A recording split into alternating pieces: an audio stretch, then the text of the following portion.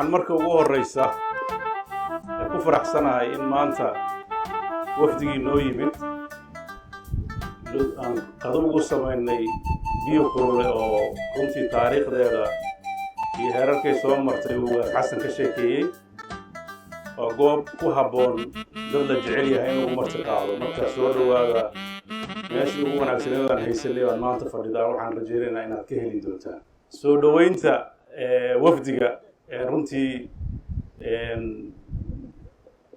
macnay ku fadhidaa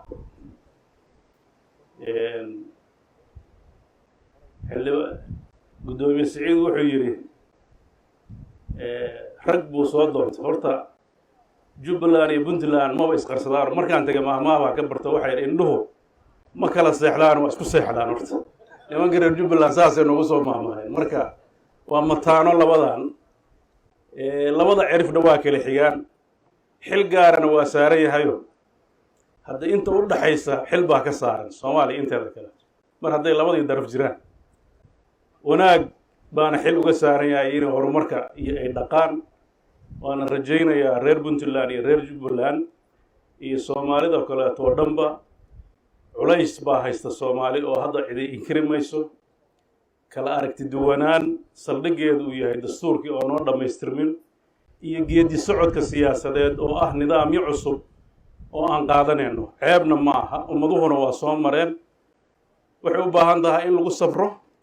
dariiqana la hayo lagana caajisi ilaa la gaarayo meel lagu kala nasto oo dadku ay bartaan nin walba dowgiisa dowladda federaalka waxa dastuurka u dhigay ay barato dowladaha xubnaha ka ay bartaan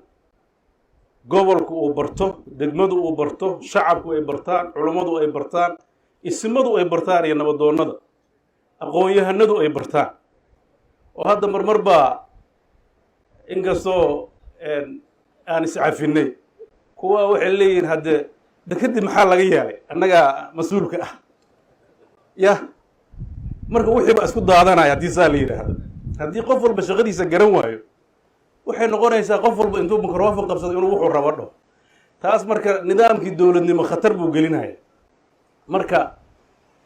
waana aaminteen waana doorateen waanu dhaaranay waana nasaxi kartaan wadana lagu saxana waa leenahay diyaarna waa u nahay in la saxo waxaan kaloo inaga baahanaa inaad gacan nagu siisaan shaqooyinka aan inay qabanayno mas-uuliyadda dalkan iyo miiska gorgortanka annagaa noo dirteen waan rajaynaynaa hungo kusoo noqon mayno laakiin wax inay qalmo oo Soomaali u qalmo way waxaan ka hadlayn in la wada hadlana ceeb maaha waxaan rajaynayaa geedi socodkaas dabeecado badan buu soo maray duruufo kala duwan buu soo maray dagaallo sokeeyuu soo maray dib u heshiisiinuu soo maray meel fiican buu marayaa maanta hadalka iyo jijiidka iyo qodobada la isku haysto iyo xeerarka lala kala ordaayo iyo dhuumaalaysigu wax badan buu dhaamaa markii la isqoonsado markii baroonka la isla dhici jiray marka waa fiicannahay meel stage fiican baan maraynaa waxa hadda lagu xisaabtamayo waa sharci iyo xeer iyo dood iyo baarlamaan iyo marka meeshaas waa meelaha adduunka oo dhan uu marayo oo de waad ogtihiinoo sanadka Mareykanka waxa ka socda waad aragtaan doodaha ka socda impeachment baa ka socda waxaas marka waa dabeecadaha xadaarada iyo dowladnimadu laakiin waxaan doonaynaa in dabeecadahaas dowladnimo laga wada shaqeeyo rajo fiican baan ka qabnaa in Soomaaliya ay wada sax ah ay qaado Jubbaland dhismaheedii Puntland gaar bay ku ahayd markii baarlamaanka la doortay Puntland baa taageertay madaxweynaha markii la doortay Puntland kaliya taageertay madaxweynaha markii caleemasaarkiisa la sameeyay Puntland kaliya tagtay maamulada Soomaaliya waa wax cad inna kama qarsoona waana mowqif anugu aan qaadana dadka reer Puntland oo dhan ay wada qaateen golayaashiisa xukuumadda iyo baarlamaankuna ay garab u ahaayeen dadkuna ay raali ka ahaayeen dowrkaas waxay u qaadatay Puntland waa hooyo dhab ah waa hooyadii federaalka waxay ilaalinaysaa dowladnimada waxay ilaalinaysaa kala dambeynta iyo sharciga nidaamka federaaligaana abukaati u tahay waa u doodaysaa qof kasta oo kursigan ku fadhiyana xil baa ka saaran ilaalinta nidaamka federaalka. waynu garanaynaa waddanku markuu centralized ahaa oo xataa nidaamka siyaasiga dadkii dhulkan u dhashay ay madaxda ka ahaayeen dhulkan siduu u ekaa waad garanaysaa. dowladdii 21 sano keliya ma aha tii ka horreysay xataa waxa ka hirgelay waad garanaysaa. puntland xeebaheeda iyo degaanadeedu waxay ka fiicnaayeen 150 sano 200 sano ka hor ayaa ganacsiga noloshu ka fiicnaan jirtay markii Soomaaliya dowladda noqotay. taariikhda dib loo raaca fiican xeebaha oo dhan baa wada carmirnaan jiray. dalka Soomaaliya meesha isku xirta dunida inay kale ahaayeen.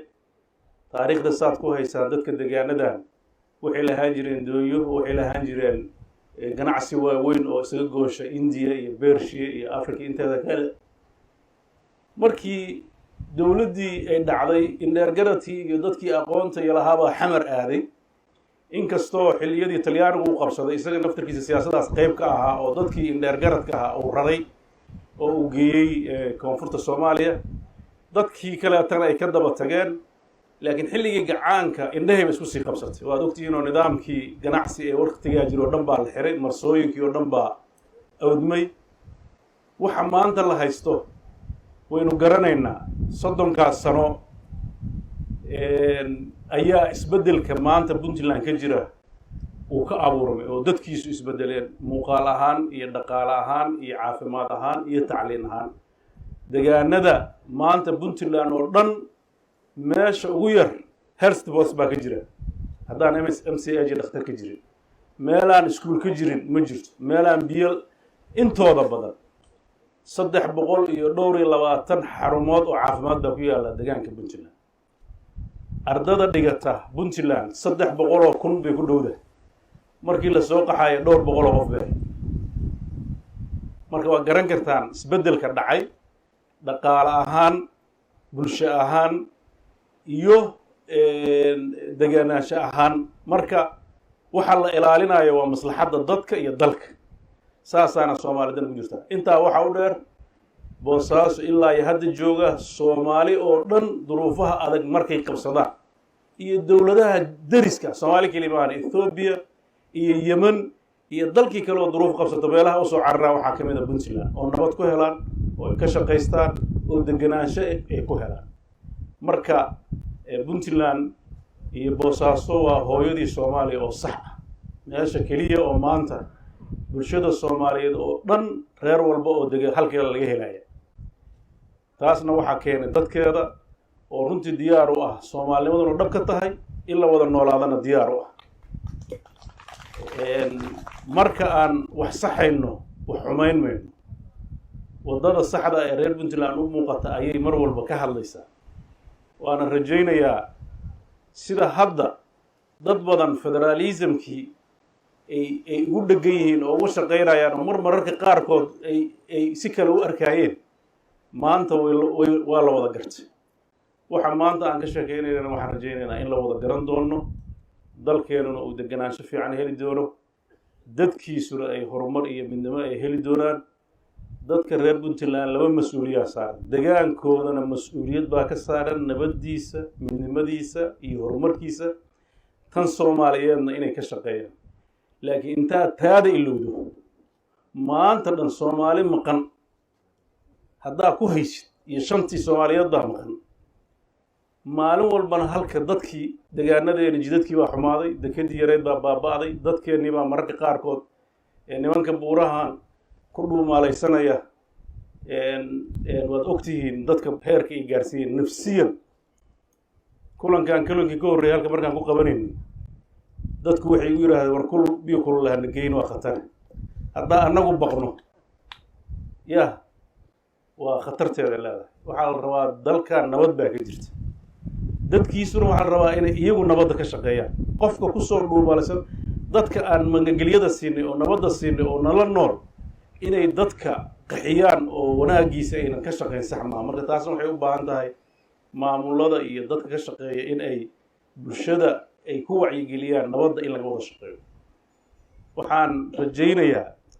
inaan mid baan nahay laba yaan laga kala dhigin marmar baa dadku iskala saarayaayo waxaa moodaa koox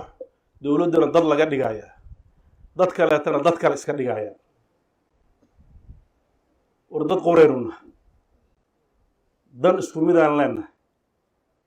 degaan baan wada degnaa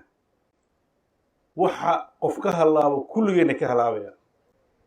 dowladdu waa dowladdiinni dantiinna ka shaqaynaysaan dadka marxalad cusub buu marayaayo adduunkii social media uu noqday oo wax aan jirin baa mararka qaarkood qofka lagu dhalan habaabinaya taa ha laga digtoonaado weliba dadka siyaasadda sida fadacan aan u aqoonin kii hadlaba runtiisa moodaya dadkan facebooka ka hadlaya taarget bay leeyihiin ulajeeday leeyihiin marka haddii wixiisii aad dhegaysatid marmar baa moodaysaa runtiis inay tahay laakiin waxbaa ku hoos jira marka dadka sadarrada hoostooda akrin kara uga dambeeya oo haddaa wax garan weydaan weydiiya marka waan rajaynaynaa meesha loo socdo si cad bay ugu muuqataa dadka dowladda hogaamiya waana rajaynaynaa meel wanaagsan inaynu gaari doono sidii horeba waxaynu ku imaan jirtay wada jirka waxaan aada iyo aada uga mahad celinayaa isimada oo runtii ilaahay mahaddiis puntland waxay degaanada kale uga duwan tahay waagii horena isima waxa u ahaa rag siyaasiyiina beeljaaji cabdullaahi iyo ugaas yaasiin iyo boqor cabdullaahi kiinkooni wadda siyaasiyiin ahayn haddana beeljaaji cali faarax iyo ugaas xasan iyo ugaas isimada yareer warkooda badaayo oo wada mutacalimiin graduated ah politician ah marka ma aha dad runtii garan waaye maslaxadda ay ka shaqeeyaan wanaagga ay ka shaqeeyaan weliba waxyaabihii maalintii u dambeysay boose ka dhacay waxaan uga mahad celinayaa doorka ay ka qaateen waxaan kaloo uga mahad celinayaa dadkii qaybtood falkaas ay gacanta ka ahaa oo markii layswaraysto la wada hadlay iyaguna aqbalay nabadda inay qaataan naftarkooda ammaan bay mudan yihiin maxaa yeelay waxaan nabad ku weynay xumaan kuma helino sharcigana inaan ilaalinaan rabnaa waan rajaynayaa ciddii dareensan wax khaldan inay jiraan maalin iyo habeen waxaan la shaqaynaa arwaagii waa la yaabanaa cabdullaahi uu dhihi jira kuwa maalinta iyo kuwa habeenkaba waa la shaqaynaya laakiin hadda tii ay gu dhacdaani show siyaasadda labada waqtiba waa la shaqeeyaa nasashaba male marka habeen iyo maalin ba annaga u taagan inaan dhegaysanno inaan wax saxno inaan wixii khaldan hagaajinno marka kuwa habeenkay u badan yihiin laakiin dadka marka habeenkiina diyaara inay nahay saacad kasta oo aadna dalabtaan waan dhegaysanaynaa wax kasta oo u aragno inay danta ku jirtana diyaar baan unahay inaan wax ka qabanno insha allah golaha xukuumadda inta ka joogta puntland iyo golaha xukuumadda jubbaland hadda yimid berri baa shir wada furmi doonaa waxyaabaha ay ka wada hadlaan iyo wixii ka soo baxa kolley saxaafaddaan la wadaagi doonaa waxaas iniisii sheegaya waxa ugu weyn oo shirkaas ku saabsan yahay waxa weeye iskaashiga labada dowlad goboleed ama labada dowladeed xubnaha ka ah oo iskaashigooda inay yeeshaan uu dastuurku jidaynayo dastuurku wuxuu jidaynayaa inay dowladda dhexe qodobada 54 iyo 53 dadka si fiican loo akhriyo dowladda dhexe iyo dowladaha xubnaha ka ahna inay iskaashi wada yeeshaan ay uga arrinsanayaan arrimaha masiiriga ah laba maamulna waxay yeelan karaan iskaashi gaar u ah oo danahooda ay uga wada hadli karaan weli waa lasii xadiday laba walba wixii ka dhexeeya dana amni dana horumar iyo iskaashi dhaqaale iyo mid bulsho marka jubbaland wax badan ayaa puntland ka wada xiriira sida horay ay puntland iyo south west iyo hirshabeellaba ay shirar noocaas kale u galeen horeyna intii iga horreysay jubbaland iyo puntland ay u wada galeen shirkana shirarkaasu mid la mid yahay waxaan rajaynaynaa labada maamul arrimaha ka dhexeeya oo danahoodan inay ka wada hadlaan midda guud ee soomaaliya iyo waxyaabaha kusoo siyaaday iyo horumarka siyaasiga ay hadda jiraan inay iska weydiiyaan maadaama xilli gabaabsi oo kala guura xukuumadda hadda hayse ku jirto shuruuc badan oo runtii wada tashi laga samayna aad moodid in dowladda dhexe ay si loo boobsiinayo ugu muhiimsan tahay xeerka batroolka iyo xeerka doorashooyinka oo labaduba puntland ay mawaaqif ka qaadatay waxaan rabnaa ruuxaddooda inaan la wadaagno aragtiyaha geedi socodka siyaasadeed iyo maraaxiisha la marayo shirarkaas wixii ka soo baxana waad arki doontaan laakiin anoo ku hadlaya magaca dowladda iyo shacabka puntland waxaan rabaa inaan halka uga caddeeyo shacabka iyo madaxda jubbaland inay puntland garab istaag muuqda oo aan kala harhayn ay ula taagan tahay ayna rajaynayso inay wax walba oo ay ku dhaanto hadday tahay khibrad iyo hadday tahay aqoon iyo hadday tahay dhaqaaleba wixii karaankeeda inaysan waxba ka hagran sida ay waajibkeeda u gudan lahayd bulshadeedana ugu shaqayn lahayd annaguna waxaan rajaynaynaa inaan ka kororsanno duruufaha adag oo ay nagu dhaamaan weliba khibradda dhinaca amniga waa nooga fiican yihiin oo waa naga khatar badan yihiin oo ragga annaga meelo yaryar halka noogu jiraan iyagana aad bay ugu dhex jiraan marka wax badan baan isweydaarsan doonaa marka aad baad u mahadsantihiin fariinteyda ugu dambeysa waxa weeye dadka reer puntland marxaladan inay u diyaar garoobaan rucbi laguma noolaan karo iyo cabsi waxbaa halka soo maraya waxbaa halka ka laabtay iyo dadkii oo dhan tension baa haysta horumarkaaba adkaanaya marka waxaan rajaynayaa inaan u istaagno labadan buuroodoo la sheegayo inaan sanadkan 2020 soo afjarno haddii ilahay idin taas inaan isugu tagnaa noo ballan ah si sal muggiis aan u fariisanno oo markaasaan hadda ruuxaddeeda dad badan oo hadla waa isaga garaabaynaayo sababtoo ah tensionkan waa ku badan yihiin qaarkoodna cabsi waa isaga jirtaayo waxbaa ka hadal siinaya aan la garanayn marka waxaan rajaynaynaa waxaas inaan iska soo afjarno haddii ilahay idin ka dhigo ha la isku dulqaato wixii dowladda ka tabanaya marmar adayg xagga sharciga ah xumaan nagama aha wax toosin bay naga tahay hadda rag badan oo xirnaana waa sii daynay kuwo horeo dowladda dambiga ka gelay oo aanan la xirinna waa iska cafinay waxaan rajaynaynaa inaan ulajeedadeenu xumeeya isma lihin oo xagaajiyaan isleenahay waan rajaynaynaa inaan wanaagga ka wada shaqeyno waana ka garaabeynaa waxyaabaha dhacayo oo dee waxaa iska jiray niman xamar joogaa intaas dadkan fariimo usoo diraayo intay qaar baa intay xagga taga war waxa ninkaa ka tolnays kabihiisaa la egaaba marka adiga nabadaada iyo noloshaada ka sheekeynayo oo wax ka qaban la albaabkiisa ya mararka qaarkood dadkan intaa waa dhaami jireen ma aqaan meelay wax ka xumaadeen ya ogtahay in runta la isku sheegaa la rabaa dowladda federaalka sidaa ugu gurma jirin anaga gurmad naga rabta runta markaa inay sheego anugu waa ka soo shaqeeyey waa joogi jiray laakiin hadba dee jiil cusub oo bahashaan xumadda iska haysta waa jirtaa laakiin maalin walba mid xumaysan sintaan dhehayna bal ha karaar dhaco annaga naftirkeena waa dhibtoon bahasha waxaa fiican in kala dambeynta iyo jiilba jiilka ka horeysa inuu ku daydaa la rabaa mogta haddii laakiin waxaan maqli jiray nin walba waa qabtaayo dad la oran jiray waa dhallaankii hooyadood yaa dhalmada bare dhalinyaro yaryara adig wax kuu sheegaya waxay leeyihin marka waxaan leeyahay facebookgaana yuuna waalin ragga dhalinyarada aho danteenna aan ka shaqeyno degaankeenna aan camiranno waxaan rabaa maanta inaan halka uga dhawaaqo tabari waa meesheede shaksiyan iyo dowlad ahaan waxaan rabaa inaan u ballan qaado inaan meeshaan aan maanta joogno biyo kulule aan horumarin ka samayno guryaha badino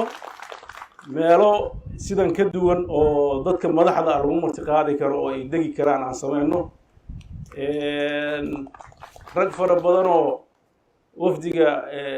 jubbaland ka mida maanta curqihii baa xoogaa baa kulaylkii la geliyey marka wax badan baan haysanaa marka waxaan rabnaa inaan meelaheena wanaagsan oo quruxda badanna aan horumarsanno deegaanadii quruxda badnaa ee laag iyo karan iyo galgala iyo maanta haddii galgala iyo sayf ahaan lahayd galgalo waa waxaan isleeyahay meelaha ugu qurux badan ay ka mid tahay oo runtii ugu qabow marka waan rajaynaynaa dadkeena iyo dalkeena inaan u shaqeyno deegaanadeena aan horumarsanno boosaaso waxaan rajaynayaa dadkeeda si gaar oo la dardaarmaya marxalad cusub in aad u istaagno oo ugu horeysa nabadda magaalada dib u habeynteeda iyo soo dhoweynta maalgashiga waxaan aad uga rajaynayaa reer Boosaaso kulligeen mas-uul ma wada noqon karno kulligeen mas-uul ma wada noqon karno haddee hal nin baan ogaan jiray xil gaar ay saari jiray allah u naxariista nin dekeda joogi jira wuxuu dhihi jiray maxagaa bixi karo cidaan ku aaminaan la ahay dekeda marka dekedaan odayaasha dhan ay leeyihin nimaan ku aamino male war meeshaan iyo ka badanaan nagu aamino horta oo naga daaya waxaan baasaan maalin walba gidaarada ka leedihiin marka waad ogtihiin oo dadka ugu masaalixda badan baan ka mid ahay dekeda ku shaqeeya laakiin haddana weliba dadka qaybtiis oo mararka qaarkood un aada moodid mas-uuliyad gaara inay saaran tahay waxaan rajaynayaa lexajeclada badan way fiican tahay laakiin waxbay naga kharibaysaa oo dowladnimaday naga duminaysaa marka aan is aamino oo isu dulqaadano qof walbana shaqadiisa ku foofo ilaan ma ogtahay hadda waynu wasnaqaanaay kulli siyaasiyiin iyo odayaal baa la noqday dalkii dad kalea ka shaqeeya waa walaalaheen laakiin waxaa ceeba adigoo gaajaysan inuu nin kaleeto gurigaa ka shaqaysan wixii kaa soo hara ayaa dadka fursadda la siiyaa saasaa caqligu yahay saliimka ah laakiin adigii oo ka baahan khayraadkaagii in maalin walba dad ay kuusoo shaqo tagaan oo hadda wayba dhaaftay soomaalidii kaleetee waad ogtahay wax ajaanib kusoo gurmaya dalka marka waan rajaynayaa dhallinyarada iyo dadka xoogga leh dhaqankii lagu yaqaanay weliba degaanada bari shaqada aan u jeysano shaqaa sharaf leh wax soo saarka aan xoogga saarno meelaheenna muhiimka aan taarget garayno waa ka xumahay hadalka ila galay iyo wixii meesha laga yiriyay soo dhaweyn un bay maanta ahayd iyo qadar sharaf reer Jubbaland iska raalli ahaada haddaan haddee fursad baan isu weynay raggeyga haddaan la hadlayna raalli ahaada laakiin muhiimadda meeshaan idinkaa iska lahaa madasha idinkaa iskale intaan waxay u timaado inay idinka soo dhaweyso aad baad umahadsantihiin waxaan rabaa inaan kusoo dhaweeyo madaxweynaha Jubbaland si uu kelmadiisu yiraahdo soo dhaweeyo waxaan aada ugu faraxsanahay inaan xilli qabow oo fiicanna nimid oon la lahayn waa la xagaa baxay oo dadkii wada joogaan waxaa kaloo sharaf weyniya 30 sano ka hor inay igu dambeysay maantana shalay markaan soo dhex marayay magaalada aan garan lahaa oon lahaa tani boosaasadii aan ogaa maaha intii aan soo maray baa igu filan laga soo bilaabo garoonka iyo ilaa meesha aan imid ee ugu dambeysay siday tahay iyo sidii markaa ka hor iigu dambeysay waxaan is leeyahay farqi aada u weyn iyo horumar badan baa iga muuqanaya taasi waa hadalkii madaxweyne Siciid ee ahaa isbeddelka iyo kobaca iyo dhismaha iyo horumarka ay gobolladani gaadheeni inay muddadii dambe la isku tashaday inta badan ay waxaasi dhaceen annagu meelahaanu ka nimid dagaalka sokeeya aada ugu badnaa laakiin Boosaaso dagaal kama dhicin waagii aan inta yare dekeda isku yara qabsanay baa ugu dambeysay waan maray dagaal ka dambeeyey kama dhicin mar baa wax yaroo kala tuurtuuriyaa jirtay nabaddu waxbay dhistaa horumar bay leedahay inay dadku isku tashadaan oo ay wax qabsadaan oo waxa dantoodu tahay iyagu ay ka tashadaanna guul iyo wax badan bay u tahay wax yar rabaa inaan hadalladii ka baxayey aan qaar yar tacliiq ka bixiyo midda isimada reer bari waa la isugu yimid horta Boosaaso hadda dadkii way ku bateen beeldaajiyaasha waan kordhinaynaa dad baan ku daraynaa haddii kolleyba la wada hadlayo beeldaajiyaasha waan ku daraynaa haddii lahayna way badatay inay badato oo Boosaaso ay sidaa u camirato oo loo soo wada shaqo tagaayo waa wax sharaf iyo guul iyo horumar u ah haddaa arta meel la isugu yimaado dadku wada buuxisa wada daboosha baahi tirta wanaag iyo sharaf ay leedahay weeye mar baan qarna imid oo waxaan ugu imid qaxootigii Yaman ka yimid ee Yamanta ahaa oo qarna la dejiyey sababtoo halkan kulayl baa ka jiray meelaha kale ee Soomaaliya waxaa laga meelo badan oo kale inayna degi karayn laakiin Puntland waxaa mahad iskale ilaahay subxaanahu wa tacaala kabacdi inay nooca u dhisanto oo dowladnimadoodu ay dhisanto xilliga dambe oo burburkii dhacay ay isku tashadaan waxaa iska lahaayoo asal u ahaa odayaashii dhaqanka iyo isimada waxay lahaayeen odayaal dhaqan oo soo jireena oo taariikh lahaa oo gartay inay dadkooda intay isu keenaan oo siyaasigoodii gacanta qabtaan meesha annagu maalin walba aan isjiidhaynay isu keeno intay fadhiistaan oo garowa la isugu tago oo la yidhaha islaam bal guddoomi odayaashu intay isu yimaadaan ay wax samaystaan oo ay kala reebaan siyaasigii puntland ka soo jeeday oo dariiqaa maraani waxaan u malaynayaa waa mid taariikh ay ku leeyihiin sharafna u ah keentayna marka dambe dowladnimadan dambe ee soomaaliya iyo in xamar lagu noqdo oo la isugu tago oo dowladnimo noocaasa inay ahayd mid ay asal u ahaayeen oo iyagu sababtooda ay lahayd arrinta sidaasa markaa waa midda keenaysa reer puntland inay ka shaqeeyaan had iyo jeer sistamka dowladnimo ilaalintiisa iyagoo ahaa dad dowlad ku noola dadka soomaalidu qaarna waa dowlad ku nool qaarna dowladda inta badan dhagahan bay kala socdaan waxaa la yidhaahdaa nimankan reer bariga iyo gaar ahaan reer puntland kulligood waa siyaasiyiin oo dad siyaasadda quuta meelaha dadka kale ee soomaalida qaarkoodba ay wax kale ku nool yihiin dowladnimada markaa iyaga ka shaqaynayay inay ilaaliyaan waa wax gar ah waa wax loogu leeyahay qofkuna shaqada uu tacabkeeda soo galay wuxuu garan karaa mar walba meesha ay ka leexanayso iyo waxa gaadhaya inuu intaba qofkaasi uu wax ka qabto maanta dowladnimada soomaaliya waa run mas-uuliyadda waa la kala leeyahay in dowladda soomaaliyeed dowlad dhexe ay jirto oo federaalah oo dowladda federaalkii iyadoo ay mas-uuliyadda guud ee waddanka saaran tahay iyo inay jiraan dowlad goboleedyo staydya oo waddankii xubno ka ah oo taladii waddanka qeyb kale iyo inay jirto in la wada tashado oo maanta ayna gaadhin soomaalidu waqti ay istilaahdo anaa idhi iyo anaa sidan idhi waa shay meel looga wareega aan lahayn waxaa meesha yaallana waxay tahay haddii dadku waxa ay dhigtaan ee ay ku heshiiyaan ee bulshada u yaalla intii lagu dhaqmo isagaa la fulin waayo oo lagu wada shaqayn waayo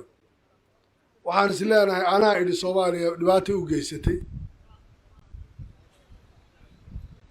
talo aan wadaag lahaynna waxba uma tarayso qof walbana waxaa fiican in lagu ixtiraamo mas-uuliyadda uu hayo qof waliba mas-uuliyadda uu hayo in lagu ixtiraamayo waa shay aan meel looga wareega lahayn taas oo macnaheedu yahay ninka federaalka joogana in lagu ixtiraamo ka stateka joogana lagu ixtiraamo wadatashina la lahaado waxa ka dhexeeyana ay ka wada shaqeeyaan talana ay ku lahaadaan qof walbana uu garto mas-uuliyaddiisa iyo waxaa la raaciyey ka ugu yiriye ka u weyn maanta reer puntland mas-uuliyad baad leedihiin iyagaa mas-uula idinka ah wixii siyaasada iyo wixii danana iyagaa idinku matala iyagaana garanaya duruufta aad ku nooshihiin waxa ay tahay duruufta aad ku nooshihiin ahlu maka adlaa bima fi shacaabiha reer maka iyagaa yaqaana dhibaatadooda iyo laababkooda iyo waxa ka jira maanta ninka xamar joogaya xaaladda uu ku jiro ogyahay haddii aan la isu sheegin oo aan la odhanin waxaanaa jira iyo waxaanaa jiro on laga tashanina qofna qeyb kama hadli karayo waxba kama ogaan karayo taa waxayla tahay waa wax in laga wada shaqeeyo u baahan dadkuna mas-uuliyadda isku ixtiraamaan qof walbana shaqada uu hayo lagu ixtiraamo odayga dhaqankaa iyo culimada iyo dhallinyarada iyo aqoon-yaha iyo qof walba tiisa loo daayo markaan intaa ka soo tago waxaanu soo marray jid dheer waxaan marka hore aada ugu faraxsanahay inaan boosaasan nimaadno muddadaa kadib waayo garoowe dhowr goor baan tagnay qardhana waan tegay gaalkacyana waan tegay markaa bal inaan xaruntii ganacsiga iyo boosaaso iyo xilligan inaan nimaadno waxay noo tahay sharaf weyn inaan maanta biyo kulula tagnana oo aan biyihii kululaa gallo iyaduna wax weyn bay noo sii tahay reer boosaaso waxaan idin leeyahay aad baan idinkaga mahad celinayaa soo dhoweyntiinii aadna soo dhoweyseen iyo sida aad guud ahaan dadkaba u soo dhoweyseen ee maanta loo wada degan yahay ee dadku sharaf iyo nabad iyo nolol ay ugu wada nool yihiin waana waxaad hore u lahaydeen oo dhaqan idiin ahaa haddana aad ka sii badbadinaysaan waxaan leeyahay mar labaad baan idinka mahad celinaynaa soo dhoweyntii waxaana rajaynaynaa inaan xilliyo badanna idiin iman doonno haddii ilaahay yidhaahdo midda amniga ee hadda madaxweynihi uu ka hadlayena shacabka amniga suga waana waa maanta labada buuro ee hadda hareeraha idinka jira ee laga hadlayna inay nimanbaha ku jiraan hadday dadku iswada xil qaamaan oy gartaan waxaan inay cadow yihiin oo magaalada soo gala farta lagu fiiqo annaga hadda kismaayo amniga ugu badan ee ka jira shacabkaa iska laha islaamba waxay ku odhanaysaa ninkaasaan ka shakiyey makhaayadda soo fadhiistay muuna iman jirin ma aqaano god baa meeshan laga qoday carradaasaa kor taala dadku iyagaa waxay ka shaqaynayaan nabadgelyada iyo amniga laakiin haddaad tidhaahdo oo maxaa iga galaya laamaha amnigu may arkaan iyo haddaan anigu sheegay anaa hadhow lay qabsanayaayo weligaa amni ma helaysa kalsooni darrada in la iska daayo oo dadku ay ka shaqeeyaan iyagu inay ku dareeraan ay soo qaqabtaan baa ugu filan sababtaa meel fog bay ka yimaadeen wax yar baana ku filan in dadku ay ka wada shaqeeyaan keliya idinku filan markaasay meesha aad xagaabaxa meelo fog fog u baxaysaan buurahan aad iska aadi lahaydeen maalgashi iyo wax walba idinku filan waxayna tahay taa markaa waa mid daruuri ah inay dadku ka wada shaqeeyaan amniga si cabsiduna u baxdo horumarkuna uu usii badnaado waa wax guul iyo sharaf idiina waxaan u nimid inaan reer puntland uga mahad celino garab istaaggii buuxay ee jubbaland ay garab istaageen oo ahayd mayna dhisanteen markii hore haddayna puntland garab taagnayn maantana haddaan isgarabtaagga cad ee puntland ayna jirin reer jubbaland dhib badan bay la kulmi lahaayeen mana aha inay dulmi ku garab istaagayeen buuggii yaraa ee buluugga ahaa ee dastuurka aan qorannay isaga aan isku ixtiraamno maaha dulmi noogumayna garab istaageen war kan waxaa ku qoran aynu ku heshiino oo isagan aan ku dhaqanno hadday noqoto nin waliba markuu yimaado kursiga markuu u socdo waxbuu ka hadlaa markuu yimaadana suuro kalaa u muuqata wax kalaa isasuraa wuxuu istusayaa hadhow seed kusoo noqonaya see la yeelaa iyo maxaa mashruuc iyo maxaad fulisaa waddankaana maanta wuxuu ku jiraa kugusan in la tashado aday kugu fiican tahay taladani maxay tahay war maxaan yeelaa waan rabaa qolada maanta joogta 2015 iyo 16 haddii ayna jirin madashii qaranka oo lagu wada tashanayo wax laisku weydiin inaan xataa doorashaba dhacdeen ama aysan yimaadeenba waraan tashano oo waxa la isugu yimaado oo dastuurka la ixtiraamo oo isaga ha la isku xaq dhowrayd waxa reer puntland ay noogu yeeliyeen waan uga mahad celinayaa wax la gudi karana ma aha laakiin waxaan is leeyahay waa mid waajib oo saaran oo ay iyada garteen saxna ahayd inay intaa yeelaan inaan waxaa la yidhi saana saan baa lagu gudaa saxana saxan baa lagu gudaay inaan hadda annaguna intaan nimaadna nidhaa waad mahadsantihin oon idiin nimaadno oo weliba boosaaso nimaadno waxay ka jawaabaysaa tii shalay xilliga adag ay noogu yimaadeen ay noogu garab istaageen inaan nidhaahno reer puntland waad mahadsantihiin garab istaagiinii waanaan idinka mahad celinaynaa taasa asala waxaan rajaynayaa ma diidanin dowladda soomaaliya ma diidanin soomaali isku duubnaata ma diidanin soomaali wax qaybsata ma diidanin inaan u hoggaansano shuruucda waddanka laakiin waxaa asala waxa aan ka shaqaynaynaa inay noqoto wax sharciga ku qotoma dadku isku og yihiin laga tashado taasaanan ka tashan doonnaa haddii ilaahay yidhaahdo ama labada isteed ha noqoto dantooda ama midda guud ee soomaaliya ha noqoto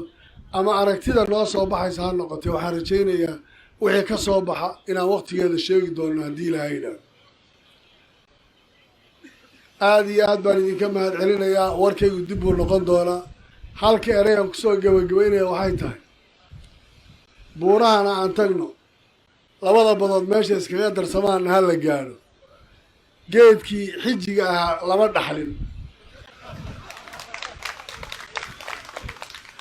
far baa ii taagan qolob mayna lahayna dad buu ka dhexeeyey gabdhaha waad ka qadisaan dadkii hore wuxugu lahaa waad u diideen baasha aan isugu soo noqonno asalaamu calaykum waraxmatullahi wabarakatu